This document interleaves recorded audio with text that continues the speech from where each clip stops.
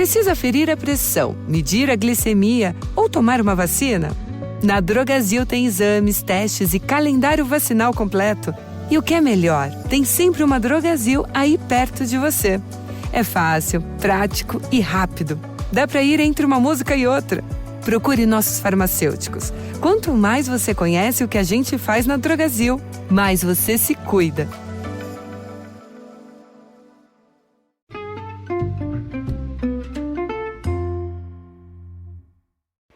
Hi, everybody, and welcome to the Dr. Psych Mom Show.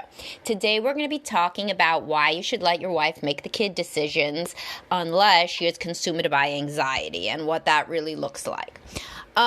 So the point about, okay, so what do I mean by all the kid decisions? All the kid decisions means like where they go to school, what sports they play, what book do you read, what do you feed them, like all this micromanagement of shit that like most men are like, what the fuck, who cares, some men are really rigid and anxious and OCPD, some of them are OCD also, OCPD, rigid as fuck. You could listen to my podcast about that, and they have like all sorts of fucking opinions about stuff, but the majority of men don't really care if you are going to read this book or that book, or bedtime is 8 or 8:15, or nap time is 1 or 2 or doesn't exist, and so when men do care about that, it's anomalous and usually linked to a fair amount of rigidity. However, when women care, it's much more normative for women to be the primary caretaker and for them to get really invested in these decisions.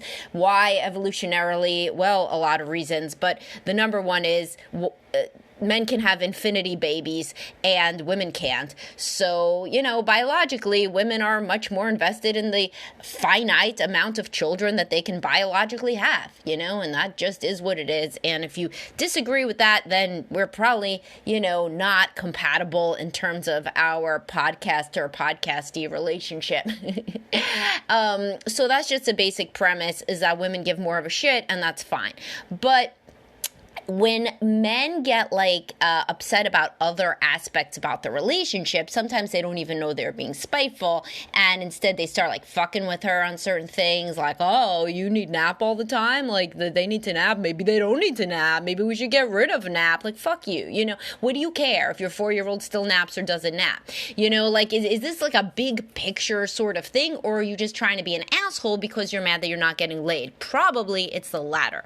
And so if you do want to get laid and you do want your wife to be, tractable and pliable, and not in a Handmaid's Tale kind of way, but in a way where she doesn't act like she hates you, then, be nice about the shit that she cares about the most, which is literally nap time. Literally. That is what many women with nap time age children care about the most, particularly if they are highly sensitive people. They need the kids to go down more than you've ever needed anything in your life. And so, just let it go.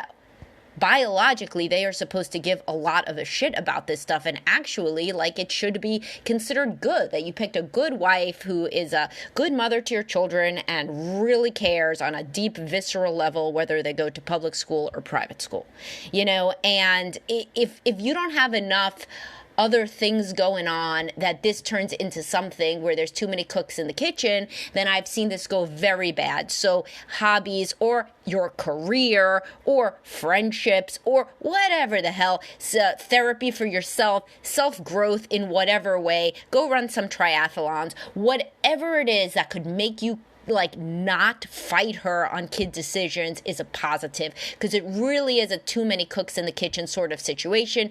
And mothers nowadays do not have to keep their children safe from, predatory animals. They don't have to keep their kids safe from, a tiger about to eat them in the wilderness. So instead, they take all of that evolutionary protective energy and they focus it on where little Madison is going to go to summer camp. And if you intervene, she's just going to hate you, and it's going to be a massive empathic rupture. And later in life, she will say things like, we never should have let her go to that sleepaway camp because that was the beginning of her social anxiety, and I let you push me into that. All right.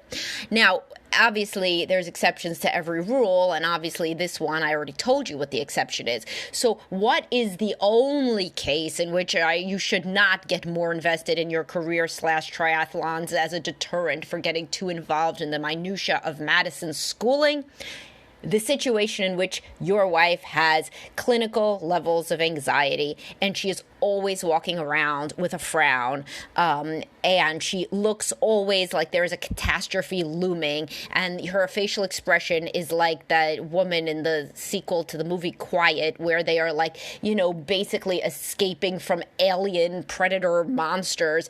And that's what it is like to talk to her about when the kids should eat dinner, because she is so massively paralyzed by anxiety that she cannot function, and the children are learning to fear the world and fear people, and everything is danger, and everything is focused on safety and health, and she's scared of germs, and she's scared of people, and she's scared of sexual molestation and trafficking, and just like constantly scrolling through Facebook with all of this shit that is never gonna happen. And and you are just completely flummoxed by how this got to this place. Well, that's the case in which you still got to be involved with Madison, because otherwise, she's gonna make Madison super anxious. I always use Madison as my name. I've been using it since 2014, so I guess I need to update it, but I literally have no idea what anybody names their baby now, so I don't know. But the point is, if your wife is super anxious, then you got to get involved.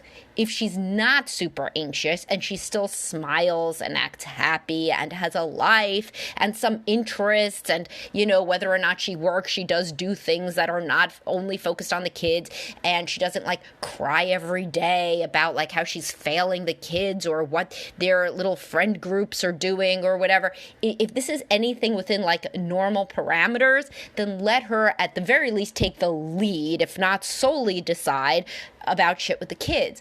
But if there is this situation, there are higher rates of anxiety in women than men, and I work with a lot of women with anxiety.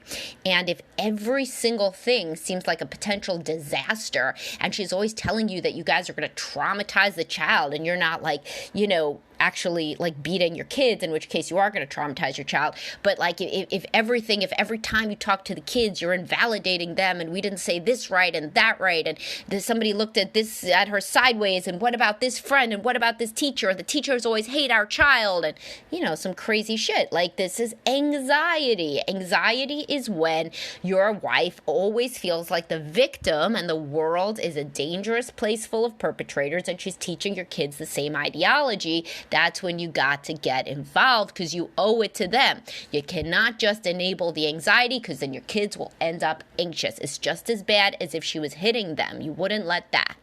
So what do you do in this situation? Then you're going to say, all right, my wife is paralyzed by anxiety. I don't know how you have a camera in my home to tell me exactly what she acts like, but it seems like you do. What do I do now? Well, now is when you say, you are pretty anxious about everything. I think that we need to get into therapy, because we need to figure out how to parent on the right page. And I've looked up X person who works with parenting.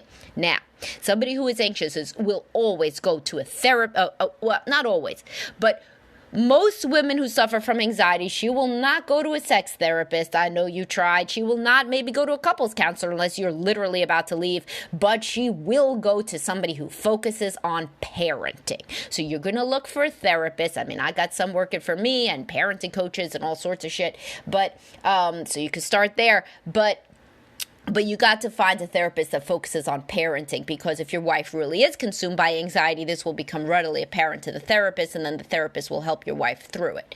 You can't just abandon your children, this is the time where you can't just focus on your career and the triathlon and whatever else, because your kids are being raised to be super anxious. And I've done a lot of podcasts and posts about how parental anxiety just destroys children's mental health and makes them into little miniature anxious adults. and this is nothing that you can, this is the if every decision is always guarding your child against potential danger, and these are like situations where we're deciding between two like fucking summer camps, and it's not like, this isn't the Hunger Games, then your wife is struggling with bad anxiety, and you owe it to your children to get involved. Also, medication is good for anxiety, therapy, but what you can't do is just say, okay, she found a therapist, because here's a lot of guys are in this situation. Obviously, I tell it to you straight, so I'll continue to do so.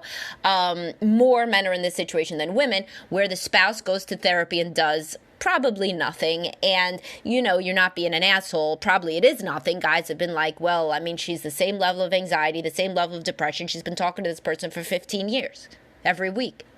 It's like, okay, well, that person is probably maybe very useful to your wife as a support system, but that person is not obviously working on curing anxiety. I mean, if they are, they're taking some back roads that I don't know. So, you can't just let it go without you being part of it, because then you don't know what's going on. And now this is the same in this rare situation, much rarer, where women tell me that the man has been in therapy for years and years with no change, but same kind of thing. Just assume, you can't tell them not to see the person. The person could be the only person they're close to. I mean, honestly, you can't take away somebody's support system. That would be incredibly controlling and crazy, right? But what you have to do is add in something that might actually target some of the dysfunction that is spilling over onto and hurting the children. So that's why I say I will come and we will do parenting coaching together, because I'm sure I'm a big part of the problem too. Or we will go to couples counseling focused on getting on the same page with parenting. You got to be involved. You can't just wipe your hands of it. And if your wife is extremely anxious and is and you notice that the children are developing their anxious tics and their stomach aches and their sleep problems and their paranoia about being isolated and ostracized by friends and everybody hates me and we're all going to die, then, the child can also be in therapy, but it ain't going to help if your wife is still in their ear being very anxious. So that's why I always say that how do you help your child the most with anxiety is by working on your own anxiety. So yeah, it's good. Get your child into CBT, cognitive behavioral therapy for anxiety, great, but your wife may not even allow that until you have talked together to somebody who's going to talk to both of you. Because remember, a big part of generalized anxiety is like regret, like the fear of doing the wrong thing, of regretting having done the wrong thing. So that's when you can say, listen, I feel like, the kids are getting really anxious. I think we will regret it if we do not see somebody that can help us learn to parent differently. So then, this is the only time, use the anxiety for good. Use the anxiety to mobilize them. Now they could be anxious that they got to, that they're parenting wrong, but they are, probably. There's a 1% chance that you think that they're an anxious lunatic and they're not. And then you'll go in to the therapist and the therapist will set you straight. And the therapist will be like, why no, Joe? 9-month-old babies do well on a nap schedule. She's not being crazy at all. And then you could have a learning experience. But if it's more like what I'm talking about, where it's like very hypervigilant, where you notice it runs through her whole family, her mother's super anxious, she's super anxious, now your daughter is developing anxiety and a stomachache constantly and school refusal or whatever the fuck else, then you got to intervene. If you have trouble with intervening, it is situated in seeing one of your parents be too passive and enabling around the other parent and allowing their mental illness, or you don't think of it as mental illness, so their quirks to run the show. So if you grew up with, let's say, a mother who drank a little too much or was so depressed she was in bed all the time or was anxious because people marry somebody like mommy or daddy, and your father just spent longer hours at the office, then you learned that a man does not protect his kids but instead enables his wife's mental illness. Now you can break that cycle. And now we could extrapolate from this specific topic to what about if your wife is depressed and irritable and screaming at the kids and spanking them and grabbing them? Same thing. And same thing in the inverse, the gender inverse. If that's your husband, if he's a total fucking asshole to the children, he's yelling at them all the time, and he's, berating them and doing whatever else, because men usually goes toward anger when they're depressed, then you say to him, We need to get in and see a parenting coach, even if he refuses to go to therapy. I have scheduled this appointment with us. This is my line in the sand. You must come to this with me. Most people can be convinced to do stuff for the good of their children, because most people love their children more than anybody in the world. No matter how their mental illness is making them act, they still love their children on a deep level more than anything in the world. So you just got to be very assertive, which is outside of the comfort zone of many people, and say, we are doing this because I am seeing that our children are, kind of scared, anxious, negative, refusing to do things, whatever the case may be. All right, so this is a good pep talk for anybody who is in this situation, which is unfortunately many people. Remember the first part. The first part was, if you're not in this situation, if this made you newly appreciate your wife, who may be a little, not perfect, because who is, but she is certainly not teaching your children to fear the world, then listen to her.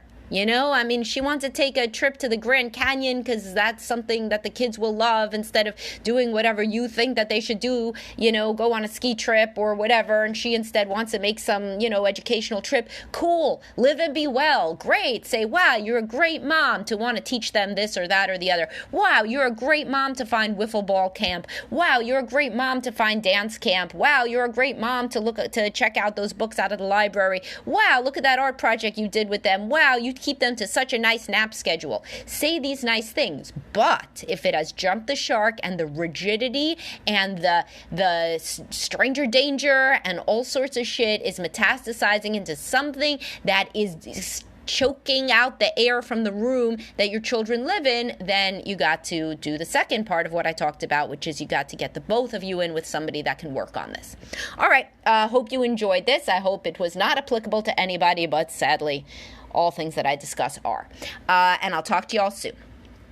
Oh, did I not even tell you to subscribe? Yeah, I didn't. Wow, I must be losing it. So my most recent subscription episode was on caring for your wife and how to care for your wife more. Maybe I did say that at the beginning, but either way, you should subscribe, and I'll talk to you all soon.